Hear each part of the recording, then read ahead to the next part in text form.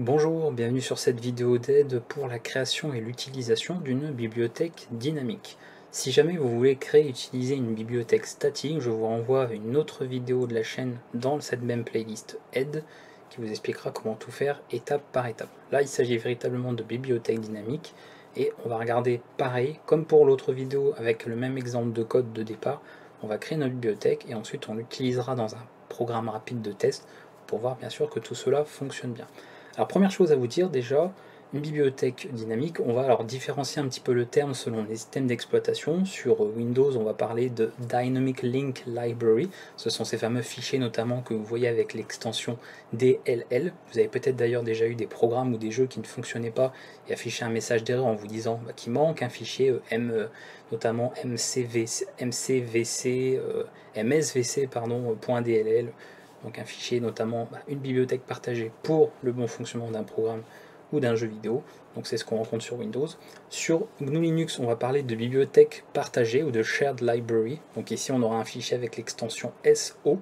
Et sur macOS, même si je pourrais évidemment pas vous montrer en vidéo, vous avez des fichiers avec l'extension dylib, donc DYLIB, qui sont tout simplement des dynamic library, donc des bibliothèques dynamiques. Il n'y a pas de problème à ce niveau-là.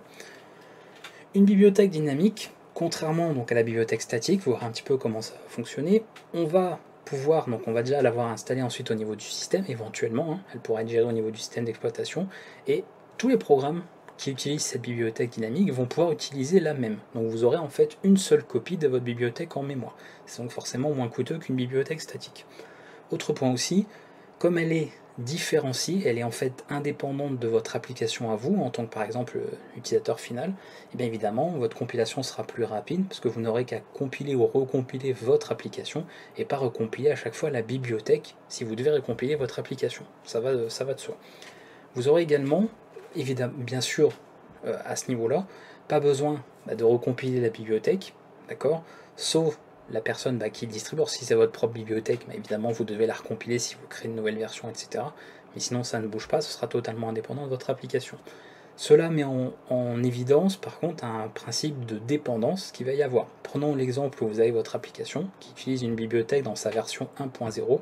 Si plus tard, il y a des changements qui entraînent, par exemple, des incompatibilités ou des suppressions de fonctions, de méthodes ou que sais-je, dans un programme, bien évidemment, si vous souhaitez utiliser cette nouvelle version de la bibliothèque dans votre application telle qu'elle, ça risque de ne plus fonctionner. Donc il va y avoir des dépendances à prendre en compte. Une application aura comme dépendance une version précise d'une bibliothèque, à moins que des versions ultérieures, qui sont des mises à jour mineures ou des mises à jour de correction de bugs, et bien évidemment n'amènent pas de changement ou de problème de compatibilité au niveau du code, et dans ce cas-là, vous pouvez mettre à jour. Donc tout ça, si vous comptez surtout distribuer une bibliothèque dynamique par la suite à d'autres développeurs, d'autres utilisateurs, pensez à bien réfléchir sur le système de version de tout cela et bien indiquer bien sûr s'il y a des problèmes de compatibilité, à faire une documentation, à informer en fait vos futurs utilisateurs des changements apportés à vos bibliothèques pour que ce soit le plus efficace et le plus pratique à utiliser bien évidemment. Ceci étant dit, voici un petit peu le code d'exemple qu'on va reprendre. Alors si vous aviez vu la vidéo sur la bibliothèque statique, la création de bibliothèque statique, le code est sensiblement le même à quelques détails près, d'accord, au niveau des inclus notamment. Mais voilà, donc pas grand chose de nouveau. Sinon, si c'est nouveau pour vous, je vous montre un petit peu. Donc le fichier, ça c'est le fichier qui servira pour tester que la bibliothèque fonctionne bien, qu'il n'y a pas de problème dessus. La bibliothèque en question, on a deux fichiers sources, un fichier screen et un fichier point, avec simplement l'implémentation de quelques fonctions. Pas besoin encore une fois d'avoir le code en détail, on s'en fiche, c'est pour l'exemple. Et ici, leurs fichiers d'entête respectifs, avec, comme vous le voyez pour screen, une petite structure, les prototypes des différentes fonctions.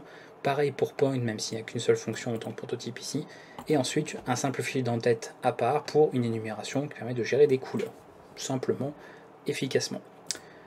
On va regarder déjà comment ça fonctionne. On va faire les choses étape par étape pour Windows et bien évidemment on verra le procédé sur GNU Linux qui diffère quand même pas mal de Windows. Là pour le coup on a une sacrée différence à comparaison de ce qu'on avait vu avec les bibliothèques statiques notamment.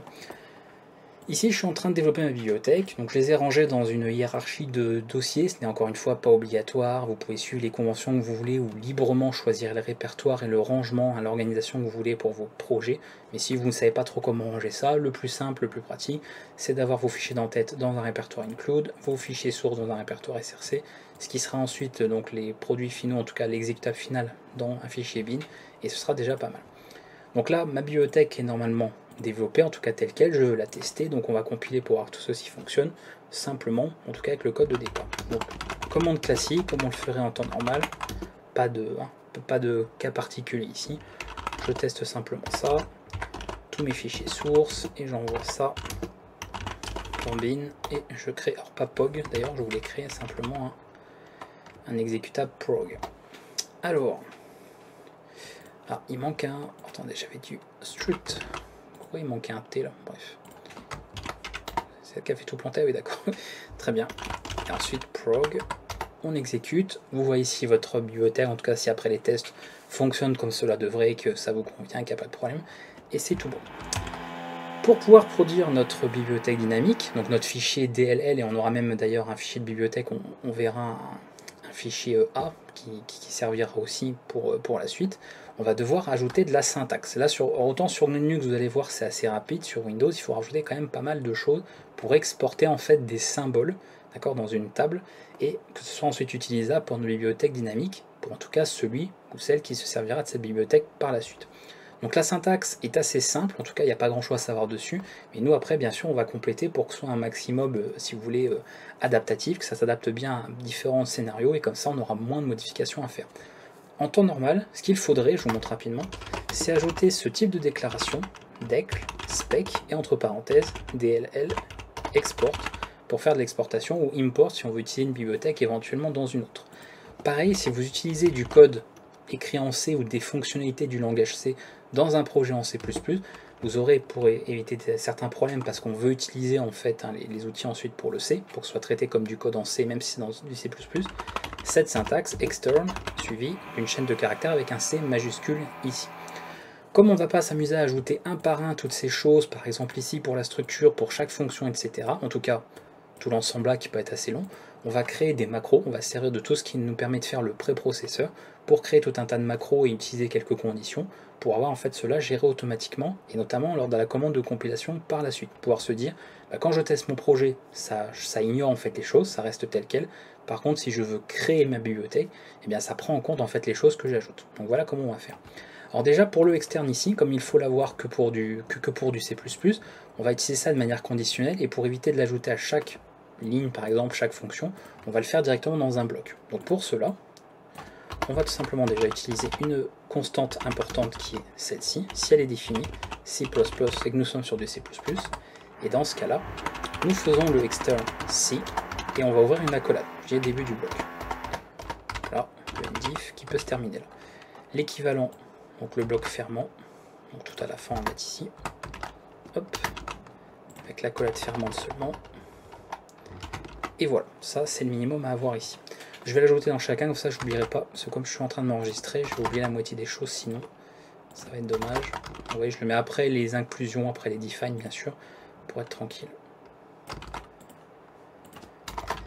Ici, pareil, vous pouvez mettre des retraits si vous avez peur que ce soit pas lisible, parce qu'on va avoir pas mal de lignes, donc si vous voulez bien que ce soit mis en retrait pour voir que c'est dans ce bloc, vous pouvez faire ça comme ça. Vous, bien sûr, vous organisez, comme vous voulez. J'ai enlevé le... Mince, dommage. Ah non, reviens là. Ok, il est ici. Voilà, donc tout est là, j'ai mis celui-là, celui-là. Ok. Pour les déclarations, donc pour simplement le fait que ce soit exporté pour une bibliothèque, on va rajouter donc après à cette partie-là, ces conditions ici. Vous allez faire tout simplement if def, donc ça c'est on va créer une constante, on va définir une constante qui nous servira lors de la compilation par la suite et la création de bibliothèque, que vous appelez comme vous voulez. Moi je vais appeler ça build DLL tout simplement. Et pour dire que si elle existe, alors si elle n'existe pas on va avoir autre chose, il faudra que ce soit importé, sinon le mdiff, on va avoir en 3 parties, enfin en 2 plutôt.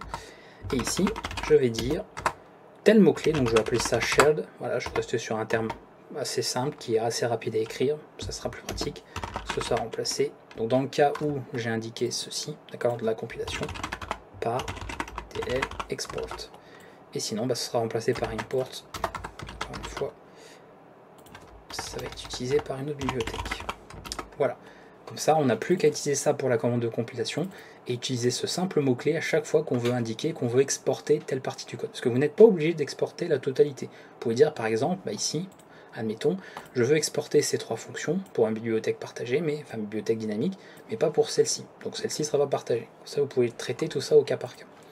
Donc là, on ajoute cette partie également pour la suite, ici, pour screen. Et maintenant, on complète un petit peu les fichiers d'entête et les fichiers sources de ce que l'on veut effectivement exporter. Donc moi, je vais le faire pour tout, bien évidemment. Et voyons un peu. Alors ici, comme on a un typedef qui est mélangé, j'ai peur que ça fasse des erreurs, donc je vais décomposer le typedef. C'est-à-dire que là, je fais juste l'énumération, donc je mets le shared, voilà. Et ensuite le typedef, je le fais juste après en fait, parce que sinon j'ai peur que ça pose problème au niveau de l'ordre des mots, etc. Donc je pense que ça va moins poser problème de le faire en 2 étapes. Voilà pour color. Ici pour point, on va avoir le même problème a priori là. Shared. Voilà, j'en mets un ici de ma fonction. Et pour screen, même chose là.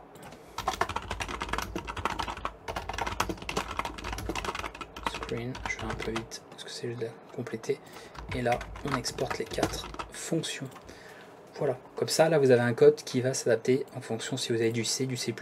Je rappelle que si vous êtes sur un projet en C++, ça marchera. Si vous avez par exemple une classe, d'accord, ici, classe quelque chose, vous pouvez utiliser cette même syntaxe, ça fonctionnera. Si vous avez des variables globales, même s'il faut éviter, mais si vous en avez, pareil, si vous voulez les exporter, vous mettez un petit ceci ou en passant par une macro devant, et ça fonctionne très bien aussi.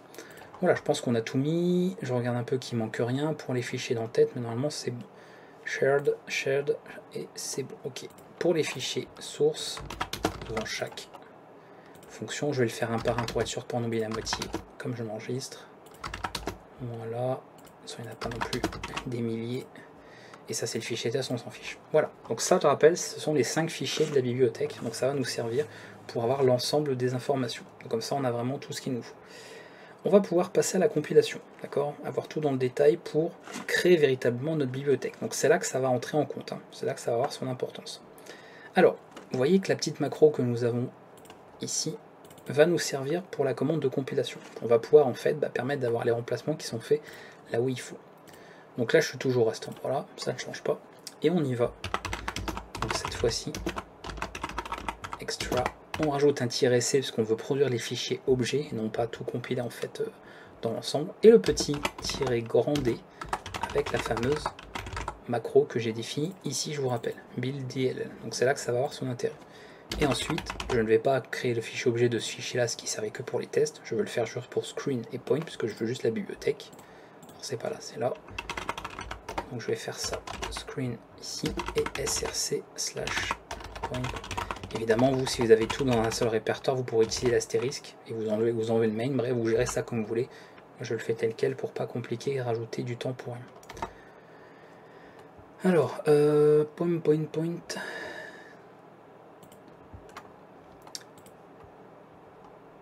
Ah oui, c'est parce que j'ai laissé le partie du typedef en fait, évidemment. Je sais pas si ça fait partie du typedef, hein, donc on l'enlève. Color aussi normalement. Voilà. On recommence. Voilà, si tout s'est bien passé, normalement tout a été bien exporté, nous avons nos 2 fichiers. On peut d'ailleurs vérifier et lister un petit peu les différents symboles dans un fichier objet avec la commande nm qui d'ailleurs j'ai remarqué, ce que je savais pas, c'était disponible sur Windows et visiblement ça l'est en natif, parce que j'ai rien besoin d'installer. Sur GNU Linux et j'imagine sur macOS vous l'avez déjà de base. Et du coup là on peut tester screen.o pardon. Et là voilà, si vous regardez on retrouve les différentes fonctions qui sont ici, même printf, vous voyez puts qui font partie donc de la bibliothèque standard du langage C sont également ici. Donc c'est bien que tout a été importé sans problème, on a tout ce qu'il nous faut. Ok, ça c'est bon pour cette partie. Maintenant il va falloir créer nos fichiers, parce que là en fait on a juste fait les fichiers objets, on n'a pas encore créé la bibliothèque en réalité. Donc il va falloir maintenant passer à la suite avec les différentes commandes qu'il nous faut. Donc on y va, on va utiliser, toujours pareil ça ne change pas, -shared pour avoir la création de la bibliothèque en fait. Et ici on part des fichiers objets que nous avons, donc là c'est screen.o, point.o tout simplement, et -o pour choisir bien évidemment le nom de votre fichier final. Donc moi, ma bibliothèque, je l'appellerai, ce sera libdraw, même si lib, vous verrez qu'il sera omis notamment sur GNU Linux. Donc on va juste l'appeler draw.dll, et voilà. Maintenant, pour gérer tout ce qui est export, analyse des symboles, etc., il faut ajouter pas mal de commandes. Et petite particularité, puisque avant, sur d'autres terminaux, ça ne marchait pas forcément. Alors, sur l'invite de commande et PowerShell, l'invite de commande, ça passe tel quel. Sur le PowerShell et le terminal, le nouveau, en tout cas le plus récent sur Windows, il faudra mettre les différents autres arguments entre double guillemets, sinon vous aurez des erreurs parce qu'ils n'aiment pas les virgules, en fait, dans les commandes. Et ici, un W, donc tiré W majuscule, un L minuscule, très important, respectez bien la syntaxe, une virgule, et ensuite on indique out, donc en sortie, qu'on va tout simplement importer, donc implib, et suivi du nom qu'on veut, donc toujours dans les doubles guillemets, donc une virgule, vous voyez ce sont plusieurs en fait options, donc la première option pourra indiquer en fait des éléments qui vont nous servir lors de la liaison en fait à la fin, ça c'est pour tout simplement l'exportation de tout ce qu'on veut pour une bibliothèque, et ensuite le fichier qu'on va créer qui va nous servir par la suite, donc on va l'appeler lib, donc vous commencez, alors ça c'est par convention, c'est pas obligatoire mais c'est mieux de le faire, vous faites précéder le nom par libé, le nom en fait de votre bibliothèque, donc comme j'ai appelé tout à l'heure, moi joe.dll ici, et ensuite là ce sera dll, parce que ça garde le même nom, .a, ça on aura tout, et je pense qu'on est pas mal. On peut rajouter éventuellement nos arguments, mais ça devrait suffire. Après c'est vrai que je pourrais mettre éventuellement un export all symbol pour être sûr, mais honnêtement je pense que sans ça passerait très bien aussi. Symbols. Alors par contre ça va aller, est-ce que ouais, double guillemets, là j'ai mis une espace, vous voyez, entre les deux. Bon, donc ça a l'air d'être bon, parce que des fois avec selon les terminaux ils gèrent pas bien les caractères comme il faut. Ah non, il m'a pas pris ça comme il faut là. Il faudrait peut-être plutôt, alors je vais supprimer ce qui a été créé, ces deux là, plutôt une virgule je pense, à moins que je sépare directement les arguments, et parce que normalement j'ai pas besoin. J'aurais plutôt mis le export avant. Des fois dans l'ordre, il faut faire gaffe, on verra. Sans s'il y a un problème, on fera s'il faut. Mais voilà. Donc normalement, en tout cas, à la fin, vous obtenez ces deux fichiers et vous avez votre bibliothèque à distribuer. Donc maintenant, admettons qu'on veut distribuer ça directement, si on veut faire ça proprement. On va distribuer ça dans une archive. Alors qui serait donc la bibliothèque en fait. Distribuer, je vais appeler ça tiens dist. Voilà. Et on va distribuer par exemple le include. Alors, je vais faire une copie dedans. Voilà. Dans celui-ci, on mettrait bin lib src, bon c'est le développeur qui le créera pour ce fichier source, et en fait ça va accompagner l'exécutable final, d'accord, donc on peut le mettre dans bin, et ça va aller dans lib, voilà, et si vous distribuez, vous pouvez faire une archive de ça, d'accord, comme ça vous avez la totalité de votre bibliothèque à distribuer, donc voilà, le DLL, les fichiers d'entête, très important, et ici la petite bibliothèque qui va servir notamment lors de l'édition des liens, au niveau de la compilation. Une fois que vous partagez ça, d'accord, la personne récupère ça donc pour son projet. Donc là, bon, je vais appeler ça app pour indiquer à l'application voilà, que c'est la personne qui va réutiliser ça. Donc je vais le créer ici. Voilà, il vient de récupérer l'archive. Il organise bien les choses, qui ne fait pas ça non plus dans un seul répertoire. Donc il fait ça proprement. Donc pour ceux qui ont fait de la SDL hein, sur le cours en langage C, ça va vous parler un petit peu cette arborescence. C'est un peu le même genre. Et ici, il va mettre son fichier source. Donc moi, je ne vais pas en recréer un complètement, ça ne sert à rien. Donc je vais reprendre celui qui avait été utilisé là. Il va de soi que c'était une bibliothèque tierce, il faudrait que vous écriviez votre propre code. Le développeur ne va pas fournir une application de test. Donc ici, application src. Et voilà ce que nous avons. On est pas mal. Il ne reste plus maintenant qu'à compiler. Alors évidemment, là, il n'y a pas de changement, parce que j'ai gardé l'arborescence telle qu'elle. Alors tout ça, je l'enlève. Parce que tout ça, quand on a l'utilisateur final, on n'a plus accès, sauf les fichiers en tête. On n'a pas besoin de les ouvrir. Voilà, donc là l'arborescence va fonctionner tout ça, parce que je n'ai pas changé en fait entre la bibliothèque et ici. Et sinon, il faudrait adapter avec votre code pour votre application. Donc nous avons notre application finale, et nous allons pouvoir maintenant compiler, faire toute l'édition des liens avec les différents répertoires, et après exécuter tout ça si on n'a pas fait en tout cas d'erreur. Donc là mon programme, j'ai écrit tout mon programme en utilisant des fonctions de la bibliothèque, tout ça, donc pareil, il faut pouvoir tracer quand même pas mal d'erreurs, donc on va mettre au minimum ceci. Ensuite, on va directement passer src, bon bah là j'ai qu'un fichier donc main.c, je mettrai dans prog, pas de problème ici, et là, comme d'habitude, donc ça pareil, pour ceux qui ont fait de la SDL ou qui utilisent déjà des bibliothèques tiers, bah, ça va vous parler aussi, -grand i pour le répertoire des fichiers en tête, -grand L pour ce qu'il peut y avoir comme bibliothèque ici, donc le répertoire lib, et ensuite -L minuscule, suivi du nom de la bibliothèque à inclure. Donc encore une fois ici, vous pouvez enlever le lib dans le nom qu'il y a au début, rappelez-vous qu'on avait ici. Vous voyez, ça commence toujours par lib par convention, et l'extension, vous mettez juste Draw. Voilà, si vous avez mis un autre nom, bien sûr, à votre bibliothèque, pas besoin de préciser le lib. Donc ici, en fait, c'est ldraw. Et encore une fois, en fait, hein, voilà, il y a bien un espace, et que souvent, on le voit tout collé. Les gens le collent, moi je préfère séparer pour bien voir que ce sont des arguments, et ça sont les valeurs qui sont associées. Voilà, donc la compilation, les commandes ici pour tout ce qui est gestion d'erreurs, suivi, etc., les avertissements. Ensuite, le fichier source, la création de l'exécutable. On indique bien où sont les fichiers d'entête, donc le répertoire include, où sont les fichiers de bibliothèque dans le répertoire libre. Et ensuite, quelle bibliothèque on utilise précisément, donc ici draw. Et normalement, s'il n'y a pas de problème, on compile. Et il y a un problème, parce qu'évidemment, ldraw, il ne le trouve pas. Alors, il ne le trouve pas.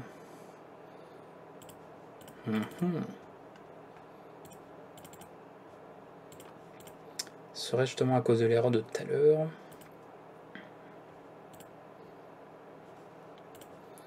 Par rapport à ce que nous avons créé.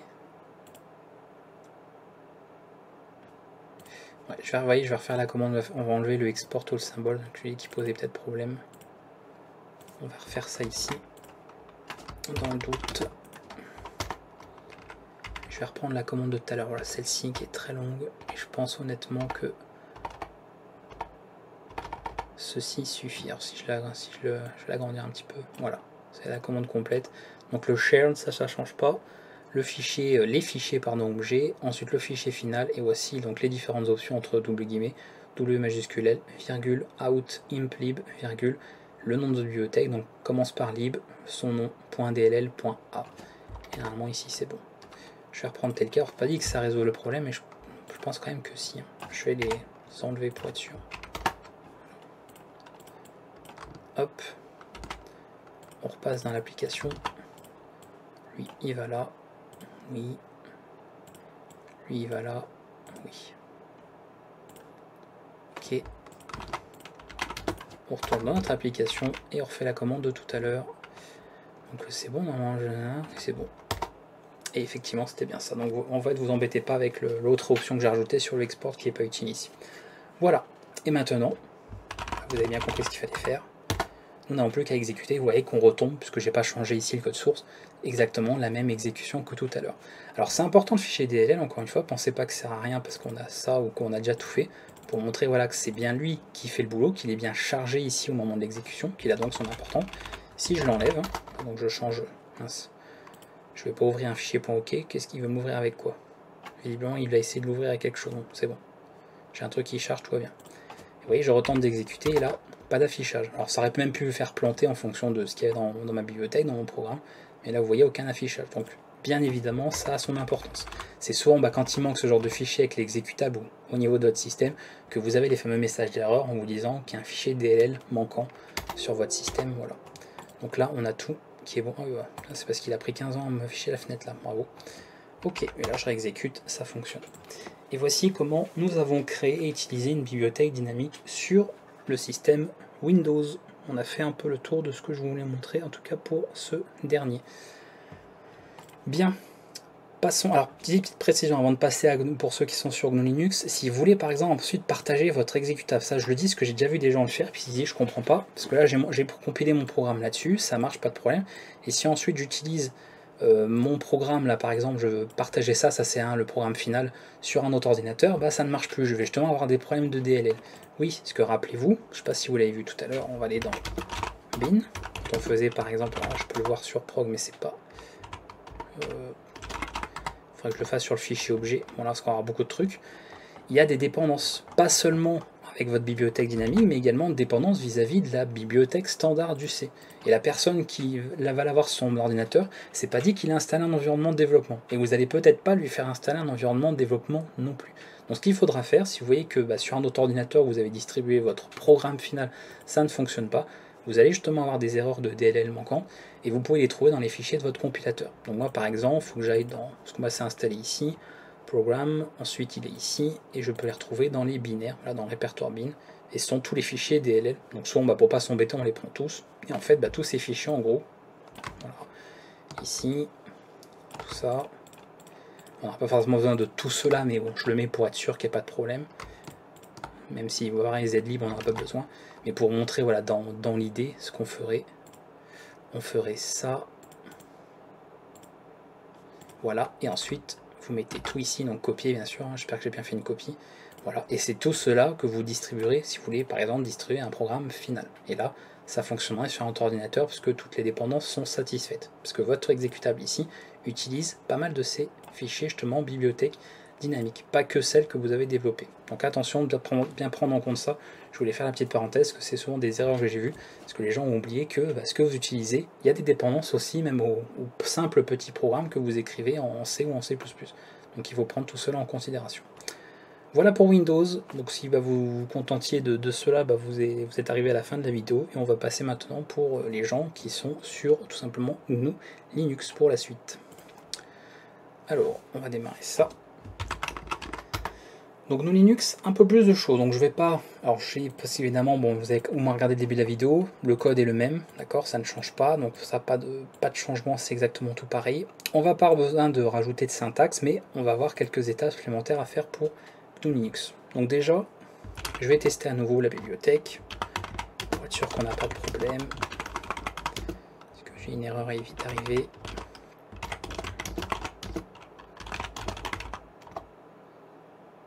Ok.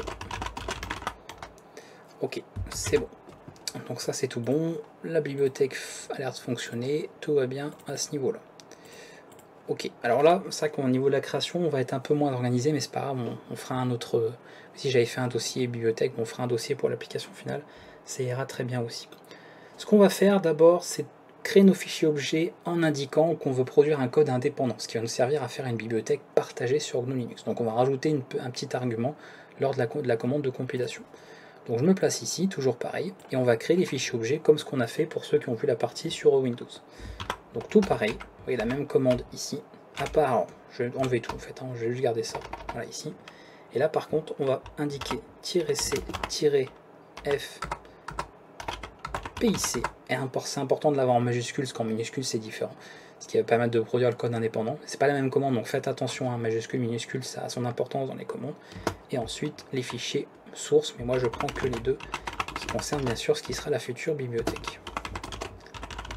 Point.c. Donc ça va être créé ici, voilà, normalement nous avons deux fichiers là, et ça devrait faire l'affaire. Pareil, si vous avez du C++, il faudra rajouter du externe, je ne l'ai pas fait ici, mais je vous l'ai montré tout à l'heure, donc je ne vais pas réitérer la chose, bien sûr, mais pareil, évitez de forcément faire du C en C++, sauf si vous n'avez vraiment pas le choix, parce que vous avez des fonctionnalités du C pas disponibles en C++, mais si vous voulez faire du C, faites du C, si vous voulez faire du C++, faites du C++, et ça ira très bien comme ça. Ok, donc là normalement c'est bon. Donc par exemple si je fais un petit file hein, pour vérifier vite fait un peu ce qu'on a, on a, vous voyez, un fichier donc ici qui est relocalisé, c'est bon. Donc après on aura la suite à faire, il n'y a pas de problème. Pour tester aussi ça, nmscreen.o, et on voit qu'on a bien les éléments. Donc vous voyez pourquoi il y a des dépendances avec la bibliothèque standard, parce qu'on a des fonctions ici du C qui sont utilisées. Donc bien évidemment ça rentre en compte aussi. Bon, maintenant créons la bibliothèque. Donc là, commande un peu différente de ce qu'on a vu sur Windows, mais qui est importante aussi. Alors je vais directement faire ceci. On va prendre tous les fichiers objets. Voilà, directement. Parce que de toute façon, j'en ai que deux. Hein. J'ai le point.o et screen.o, donc ça fera bien l'affaire. Et voici le fichier qu'on va vouloir créer. Toujours pareil, je rajoute un petit préfixe lib. Ensuite, le nom que je veux véritablement pour ma bibliothèque. Moi, je vais l'appeler Joe comme j'ai fait tout à l'heure. Et l'extension SO, dont je vous ai dit tout à l'heure, parce que c'est une shared library. Donc, c'est cette extension-là. Ensuite, on va utiliser, pour respecter les conventions sur ces systèmes-là, un numéro de version. Donc, vous allez avoir en premier la version majeure, ensuite version mineure, et ensuite ce sont plus genre les versions de correctifs, etc. Donc c'est vraiment en dessous de mineur. Donc moi, comme c'est la seule, je vais mettre 1.0.0. Ça, pas de problème. Maintenant, on indique qu'on veut faire une bibliothèque partagée. On va aussi réutiliser FPIC pour le code indépendant, c'est important. Et on va utiliser la petite commande. Donc ici sur le terminal de Linux, pas besoin de mettre des double guillemets, WL, virgule, et le fameux soname. Le soname, c'est simplement le nom que va avoir votre bibliothèque, non pas son nom réel, puisque le nom réel c'est tout celui-ci, d'accord, qui est grand. Le soname, c'est un nom un peu plus raccourci en fait, qui aura moins de numéros, d'accord, on aura moins de numéros pour avoir en fait que le principal, c'est-à-dire ici. Donc forcément, si par la suite vous faites une mise à jour et que ça devient la 1.0.1, en termes de dépendance, il n'y aura pas de problème, puisque lui, il verra que c'est la version .1, donc la version 1. Quelque chose. Donc ça sera toujours compatible. Par contre, s'il y a un changement, automatiquement la dépendance ne sera plus la même, il faudra passer par une autre bibliothèque pour en fait ne plus avoir de problème de dépendance. Donc là, je peux indiquer la version que je veux pour le SoName. Donc je l'ai indiqué ici, virgule. Je reprends le même nom que tout à l'heure, libjo. Donc vous reprenez pareil, mais en fait vous vous arrêtez à libjo.so au premier, donc le numéro de la version majeure. Voilà, point. Et pas besoin de mettre plus. On valide, et voilà le fichier qu'on a obtenu réellement, sachant que le SoName sera différent. Donc ça c'est fait, on a cette partie qui est créée. Alors là pareil on peut vérifier hein, toujours, pas ici. Est-ce qu'on a obtenu ici un fichier est-ce que je le fais là-dessus?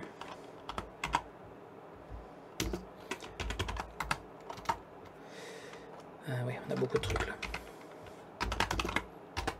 Moi je suis dans mon interface en français.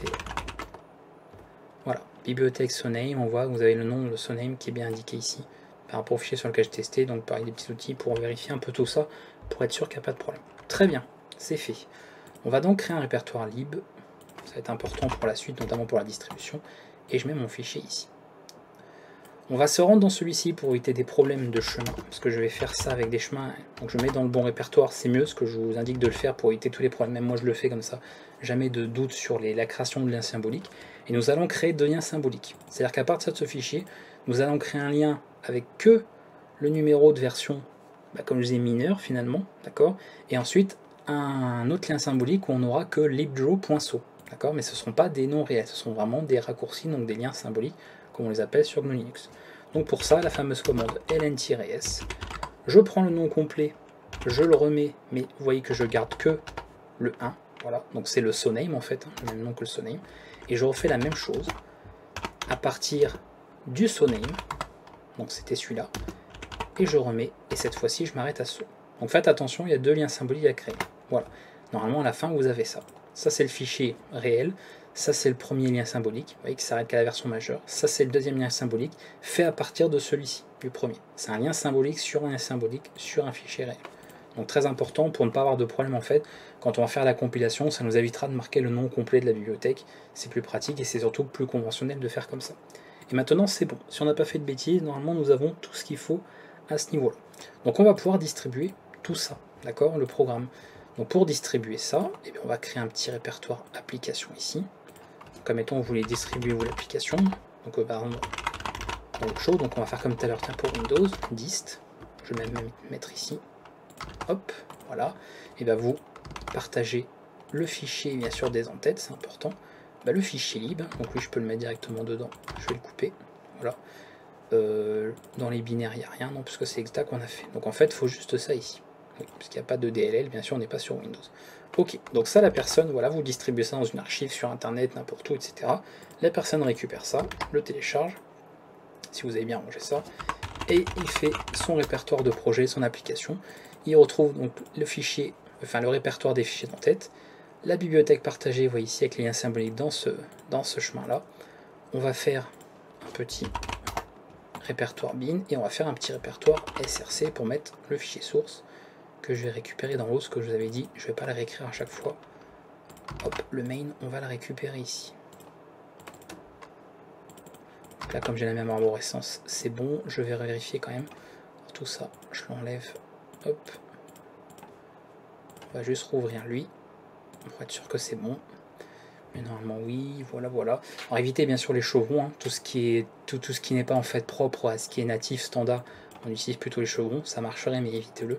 Vous, pour ce qui vous appartient, ou ces bibliothèques-là, préférez en tout cas ce type de nommage, ça ira très bien aussi. Ok, donc on a ça, nous sommes ici. Là, je vais pouvoir aller dans... On est où là? Ah oui, je suis déjà ici. Ok. Et comme on a déplacé un répertoire, le terminal s'est mis à jour, très bien. Donc maintenant que nous avons ça, nous allons pouvoir compiler effectivement. Donc comme tout à l'heure pour ceux qui étaient sur Windows, avec l'édition des liens et tout ce qu'il faut pour les différents répertoires, la commande. Donc je compile mon programme, les différentes options, ça ne change pas. src main.c classique, hein, prog. On précise include, donc là vous voyez la commande est la même, hein, que ce soit sur Windows ou GNU Linux, tout pareil. Lib parce qu'on a tout bien rangé comme il faut. Et le petit tiret minuscule, Jo, puisque encore une fois on ne met pas le lib en préfixe et on ne met pas les extensions. Et ici, en fait, ça évitera de marquer libdraw.so.1.0.0. Donc on gagne vachement de temps à ce niveau-là. S'il n'y a pas eu de problème, normalement, on a un programme qui est fait ici. Ça a l'air d'être le cas. Ok, on va tester. Et bien sûr, voici ce que nous allons avoir. On va vous mettre un message en vous disant simplement cannot open shared object file, parce qu'en fait, il ne trouve pas la bibliothèque. Donc là, plusieurs solutions se proposent. Une solution temporaire qui est d'exporter en fait une variable spécifique utilisée par le lieur pour pouvoir trouver votre bibliothèque et donc l'exécuter. Évidemment, si vous redémarrez votre système, eh bien, la configuration sera perdue, donc il faudra rechanger, à moins de l'enregistrer dans vos fichiers de profil. Hein, donc c'est vous avez en fait etc profile si c'est pour tous les utilisateurs, sinon évidemment votre fichier à vous, donc qui est un fichier caché dans vos dossiers personnels qui est profile, mais je vous explique pas comment faire, parce que vous êtes censé savoir utiliser votre système d'exploitation et de savoir comment cela marche, donc il n'y a pas de problème. Et sinon on peut directement le mettre dans les répertoires prévus du système en fait de Linux pour les bibliothèques. Donc on pourrait éventuellement tester ça vite fait, on va peut-être le faire à la fin, on verra.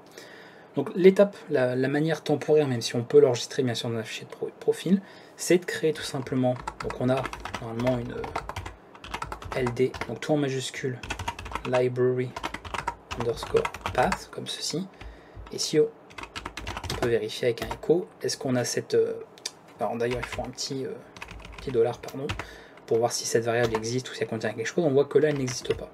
Donc on va lui mettre une valeur,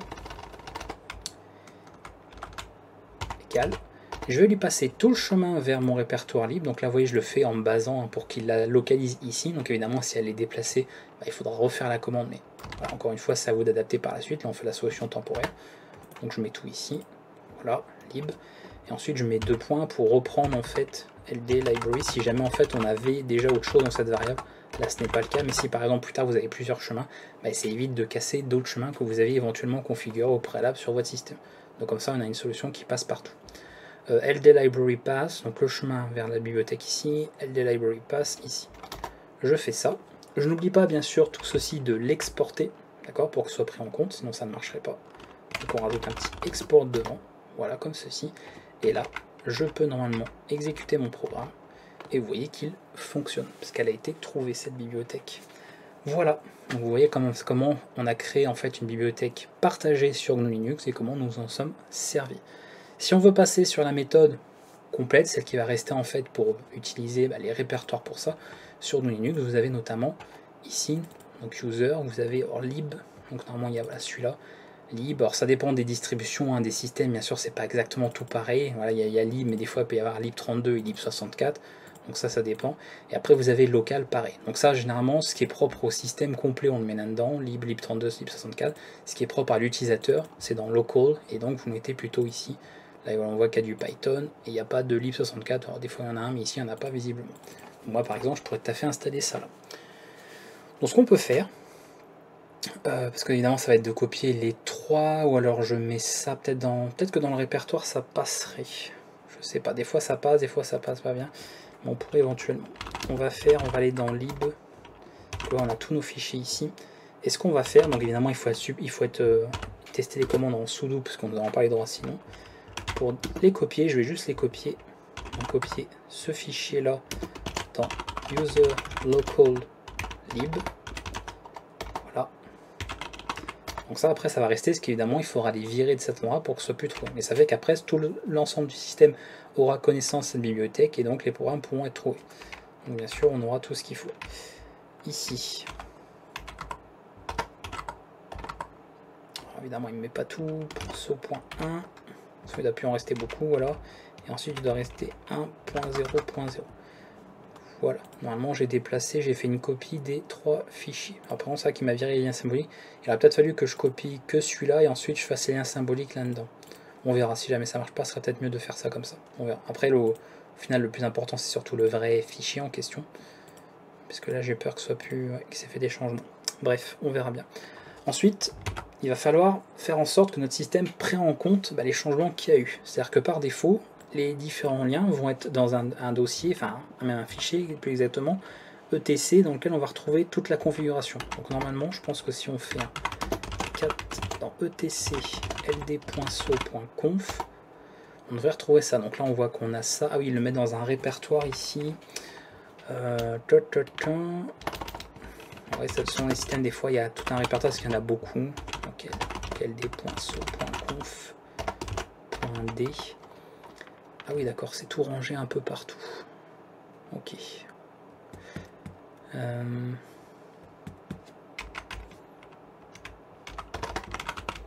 que du coup je ne sais pas forcément où le mettre exactement, on verra.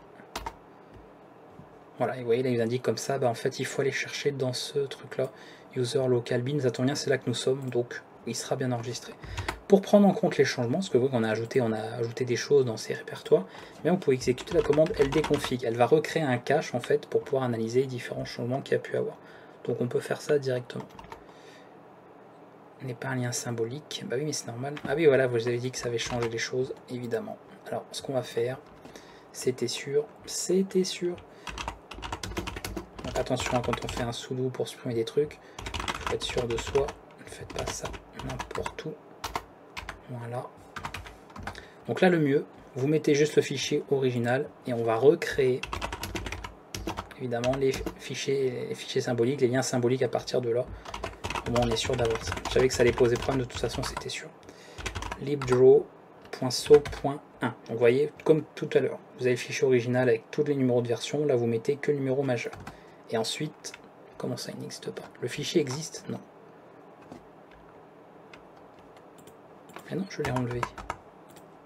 Tu m'embêtes là Richard. Ah, j'ai pas fait la commande où il fallait. C'est dans user, local, lib et pas bin. Voilà, la commande complète. Ok. Et ensuite on refait la même, mais à partir de celui-ci. Donc vous voyez, attention de ne pas vous tromper, parce que même moi là, je m'enregistre et du coup, les erreurs sont vite arrivées. Et ici on laisse juste so. Voilà. Comme ça, je rappelle, ce fichier est un lien symbolique vers celui-ci. Ce fichier est un lien symbolique vers celui-ci. Et normalement, on peut refaire un ldconfig. Il va remettre le cache sa permission, oui, bien sûr, pas de problème.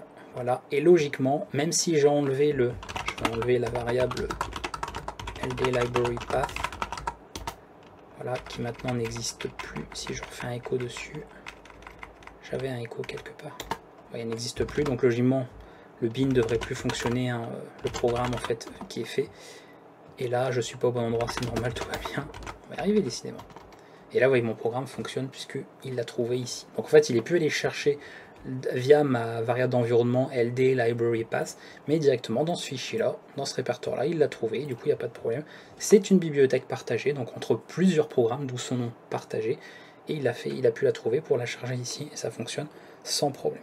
Voilà, donc cette vidéo d'aide était un peu longue, hein, presque 3/4 d'heure, mais au moins on a vu vraiment plusieurs possibilités, à la fois, hein, comme j'essaie toujours de faire tous les systèmes que je peux vous montrer, même si malheureusement je n'ai pas d'ordinateur Apple, donc c'est pas possible, mais au moins comme ça vous n'avez pas voilà, que du Windows ou que du Linux, vous avez les deux, et on a vu plusieurs manières d'avoir une configuration temporaire, pour Linux en tout cas, et une configuration permanente, sachant que sinon sur Windows vous n'avez pas ce problème.